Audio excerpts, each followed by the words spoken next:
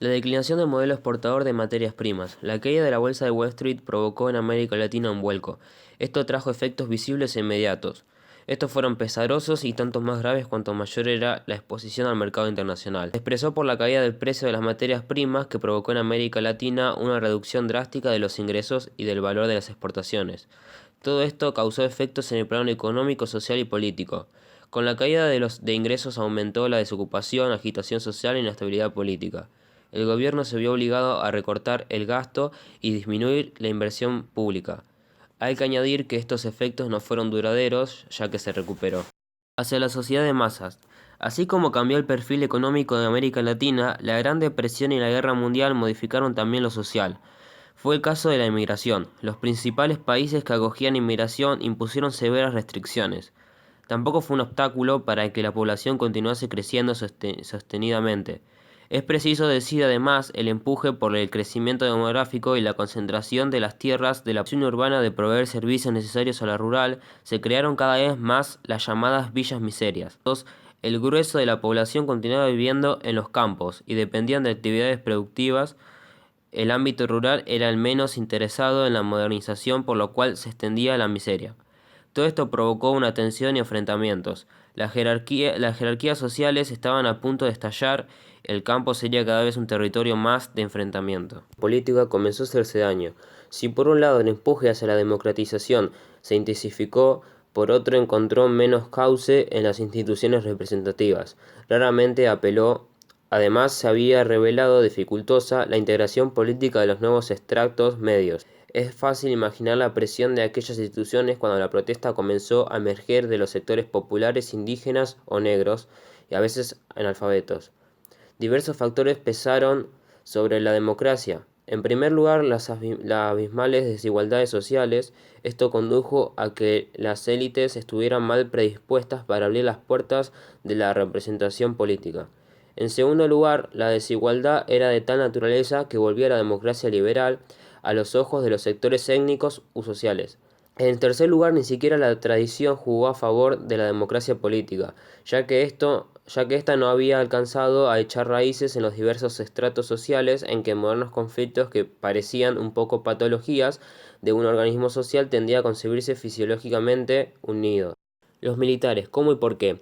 En mayor parte, la crisis de los regímenes liberales condujo a las Fuerzas Armadas al escenario político, ya sea por un golpe de Estado o bien en funciones políticas. Hay que tener en cuenta que los militares ya habían estado en el poder en el pasado, aunque lo habían hecho como civiles. Ahora reivindicaban su estatus militar perteneciendo a las Fuerzas Armadas. Conformaban las instituciones modernas y eficientes del Estado. Que los militares hayan tomado el poder dependió que más tarde en América Central nacieran regímenes personalistas en países que eran presa de profundos conflictos. Las Fuerzas Armadas subrogaron con la potencia de las armas la debilidad de las instalaciones representativas. Mientras los gobiernos ampliaban las bases de consenso, las Fuerzas Armadas parecían elevarse por encima de la contienda. Sentían el deber de ingresar en el gobierno y poder resolver las fallas que éste mismo tenía. Su función era restaurar en donde las instituciones fallaban. Los militares fueron denominados como democracia funcional. Los populismos. La crisis del liberalismo y la ofensiva antiliberal se desplegó en cada vez más países, denominado populismo. Se trató de fenómenos universales que en términos sociales y económicos, los populismos fueron regímenes fundados sobre amplias bases populares. Guiaron la integración a través de política de distribución de la riqueza. Dichas políticas fueron posibles debido al cambio del modelo económico en 1929. En cuanto a su naturaleza política, los populismos se caracterizaron por una concepción antiliberal de la democracia, a tal punto que un régimen autoritario pero popular, abocado a la justicia social, era presentado como la verdadera democracia. Los populismos tenían como pretensión representar al pueblo en toda su complejidad. Se propusieron reunificar aquello supuestamente dividido por el liberalismo y la modernización. Aparecían con movimientos y doctrinas nacionales. Tendían a absorber el monopolio del poder político en nombre del pueblo. Los populismos que surgieron de la crisis del liberalismo en América Latina contenían una intrínseca ambivalencia. Se propugnó una integración económica y moral. Sancionaron la muerte precoz de la democracia liberal en América Latina y celebraron el divorcio histórico entre ella y las masas. Antes de que se estabilizara la herencia de la revolución y emergiese el régimen político que duraría el resto del siglo, México atravesó numerosas convulsiones, especialmente durante los años 20 y comienzos de los 30, durante lo que se llamó Maximato, cuando Imperio Plutarco Elías Calles, recordado por la violenta guerra cristera que tuvo lugar entre 1926 y 1929. Esta fue una guerra campesina y religiosa desencadenada por la sublevación de la población rural del centro de México, guiada por el clero contra las duras medidas anticlericales tomadas por Calles. La institucionalización de la revolución y la organización de las masas dentro del cauce del régimen se produjeron entre 1934 y 1940, donde la presidencia de Lázaro Cárdenas, a quien Calles había elegido como su sucesor. Sus medidas fueron cruciales. Dio impulso a la reforma agraria, base fundamental del programa revolucionario, distribuyendo tierras y promoviendo la gestión colectiva. En 1938 se nacionalizó el petróleo y se creó la Confederación de Trabajadores Mexicanos. Cárdenas, nacionalista más que socialista, reivindicó la tradición liberal y antepuso a todo la unidad de la nación y escogió como sucesor a un líder católico moderado con el objetivo de equilibrar las relaciones entre los distintos sectores sociales y los ánimos revolucionarios. Fundó el Partido de la Revolución Mexicana, que a partir de 1946 se llamaría Partido Revolucionario Institucional, organizado en sectores que representaban a cada parte de la sociedad que aspiraba a abarcar los campesinos, los trabajadores urbanos, los militares y otros. Fue fundamentalmente un régimen semi-autoritario con bases de masas. La declinación de las democracias afectó a las organizaciones sindicales sujetas a severas restricciones represivas o bien fueron unificadas bajo el ala del Estado. La confrontación política e ideológica entre las dos grandes potencias y sus sistemas sociales y económicos sirvió como legitimación de la relación de fuerzas que en América Latina tenían motivos para clausurar o imponer límites a la democratización. También influyeron la frágil cultura democrática de la región en todos los niveles de la escala social, así como en la debilidad de las instituciones representativas y también la reacción social de los sectores medios y burgueses ante el creciente radicalismo plebeyo. Una década después del fin de la Segunda Guerra, la lista de países democráticos no era más larga que 10 años antes. En 1948, el argentino Raúl Prebisch sentó las bases teóricas del modelo ISI basado en la industrialización por sustitución de importaciones, que en los 60 se llamó teoría de dependencia. Según esta, la estructura del intercambio internacional era la causa de la desigualdad entre el centro y la periferia del sistema económico mundial. Prebisch sostenía que se requerían cada vez más bienes exportados para adquirir de los países más avanzados una misma cantidad de bienes elaborados a medida que las innovaciones tecnológicas incrementaban el valor, en su mayoría retenido en las economías del norte bajo la forma de ganancias y salarios. Lo que propuso fue una vía de desarrollo orientada hacia el ámbito interno, centrada en medidas proteccionistas en el crecimiento del mercado local y la integración económica regional. Estas medidas, con matices diferentes, inspiraron las políticas económicas de los gobiernos de la época. En los 40 y 50 se convirtió en modelo hegemónico en gran parte de la región, especialmente en los países en donde había capitales disponibles o con un mercado interno suficiente para alimentar la industria. Este fue el caso de Argentina, Brasil, Chile y México, en los cuales a mediados de los 50 la industria contribuía al Producto Nacional en más de un 20%, duplicando la de los países andinos y los de América Central. Pero esto no resolvió la crónica vulnerabilidad de las economías latinoamericanas, pues la industria se concentró en los sectores de escaso valor agregado e innovación tecnológica reducida, y escasamente en la industria pesada y de punta, donde no disminuyó la dependencia de las potencias avanzadas. En la década posterior, la guerra a la economía creció en toda América Latina, aunque en Brasil y México el ritmo fue más veloz que en Argentina y Perú. Entre nacionalismo y socialismo.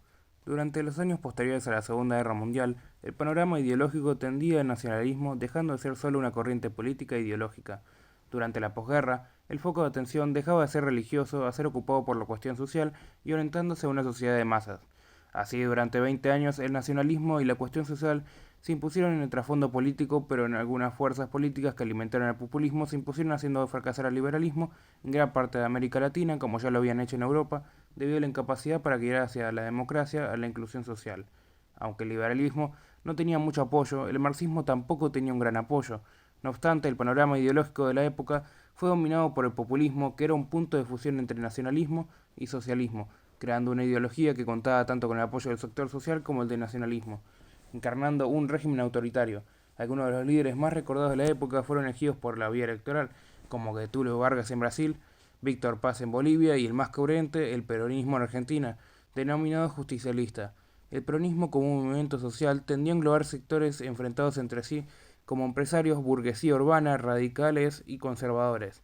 Durante su gobierno el peronismo tuvo un gran poder económico, apoyando la redistribución de la riqueza en las clases obreras y logrando buenas condiciones de vida. A pesar de todo esto, alrededor de los años 50, el sistema político perdió gran apoyo debido a los derroches generados por este tipo de política, generando parásitos y baja productividad, además de un desmedido crecimiento del aparato estatal. Todo esto desencadenó que el segundo mandato, en vez de ser inspirado en el dogma de los derechos del trabajador, el segundo lo estaba en la producción. Durante este segundo mandato se desarrolló el modelo ICI o industrialización por sustitución de importaciones, incentivando también el consumo interno. En términos políticos, el peronismo fue electo por la vía electoral dos veces, pero manteniendo un régimen liberal y autoritario, violando las bases verdaderas del movimiento. Su política pretendió erigirse como una tercera fuerza política entre el liberalismo en Occidente y el comunismo en Oriente, presentándose como hostil ante estas fuerzas. En este gobierno un gran factor fue la controversial acción de Eva Duarte de Perón, que representaba una gran figura para el peronismo, apoyando al peronismo y propulsando un gran odio a sus enemigos. Esto no hacía más que generar entusiasmo de las multitudes, pero de una forma que se ganó la antipatía de la Iglesia y las Fuerzas Armadas. De esta forma, Eva redució a cenizas a cualquier forma de mediación con estos sectores que se sintieron traicionados y más tarde que temprano derrocaron el peronismo dividiendo el país en peronistas y antiperonistas. La Guerra Fría. Luego de la Segunda Guerra Mundial, la hegemonía estadounidense en América Latina se afianzó sin mucha resistencia, ya que en Europa se había convertido en un socio menor para América Latina y la Unión Soviética era un lugar muy remoto para Latinoamérica. Con esto, Estados Unidos quería lograr un continente unido en el que cualquier estado que fuera atacado debía entenderse como un peligro para los demás estados. Así surgió la ideología del panamericanismo, cuya idea era enfrentar a un enemigo global. Sin embargo, esta idea nunca se llevó a cabo. Hubieron dos puntos cardinales importantes en esta época: el panamericanismo y el anticomunismo. El panamericanismo tuvo tres etapas. La primera en 1945 con las actas de Chapultepec, que establecieron los principios generales de la nueva comunidad. La segunda en 1947 en Río de Janeiro, donde se creó el Tratado Interamericano, en el que cualquier estado que fuese atacado la justificaría la reacción de los demás. La tercera etapa, en 1948, fue la fundación de la OEA u Organización de los Estados Americanos, en lo que se refiere al anticomunismo, que con la Guerra Fría se había vuelto una prioridad estratégica y Estados Unidos había creado un sólido frente para combatirlo. La Guerra Guatemalteca. La historia guatemalteca contiene importantes rasgos de la época como la segmentación social, concentración de las tierras, pobreza extrema y dependencia de la exportación. Luego de la caída de una dictadura en 1944 se estableció un gobierno constitucional que logró una integración social y el reclamo de las tierras a compañías extranjeras para distribuirlas entre los campesinos, generando un conflicto con Estados Unidos. En este contexto, Eisenhower comenzó a ver Guatemala como una posible amenaza comunista, por lo que ordenó a una facción militares guatemaltecos financiados por el servicio secreto tomar acciones. De todos estos obstáculos para la hegemonía estadounidense, el más importante fue el gobierno de Juan Domingo Perón, que representaba una tercera fuerza y que intentaba crear un frente latinoamericano hostil contra Estados Unidos. Luego de derrocar al peronismo, había logrado llegar al gobierno de Richard Nixon.